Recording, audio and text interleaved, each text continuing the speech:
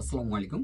তো আজকের টিউটোরিয়াল খুবই ইম্পর্টেন্ট একটা বিষয় নিয়ে, সেটা হচ্ছে আপনার কাছে একটা ডিভাইস আছে যেটা আপনি দেখতে পাচ্ছেন বিভিন্ন গ্রুপে আপনার গ্রিন লাইন ইস্যু জনিত প্রবলেম হচ্ছে এই ডিভাইসটাতে।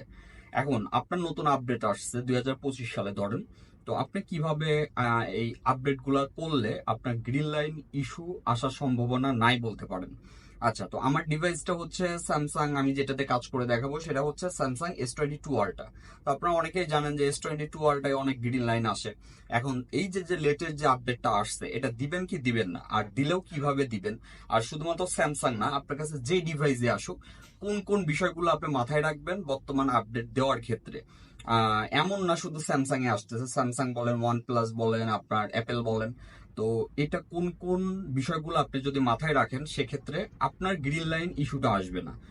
অনেকেই মনে করেন যে আসলে প্রত্যেকটা ডিভাইস অনুযায়ী আসে, অথচ আপনি আপনার আইডিয়া নাই যে আপনার সবার ডিভাইসে কিন্তু একই আপডেট, কিন্তু সবার ডিভাইস কিন্তু আপডেট করলে গ্রিন লাইন হচ্ছে না।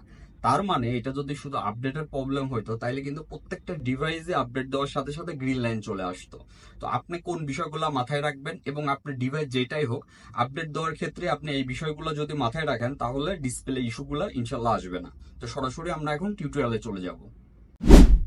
আচ্ছা, নাম্বার ওয়ান, প্রথমে আপনার ডিভাইসটি অবশ্যই চার্জ রাখবেন। মিনিমাম 40%-এর উপরে থাকা অবস্থায় আপনি আপডেট করবেন।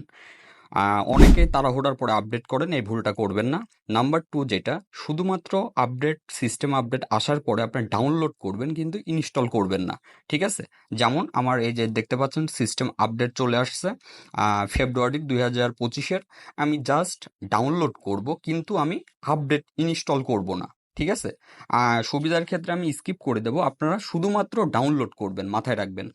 এখানে ডাউনলোড কমপ্লিট হওয়ার পরে আপনারা কি করেন, তাড়াহুড়ার পরে আপনারা ইনস্টল করেন, এই ইনস্টলটা করবেন না।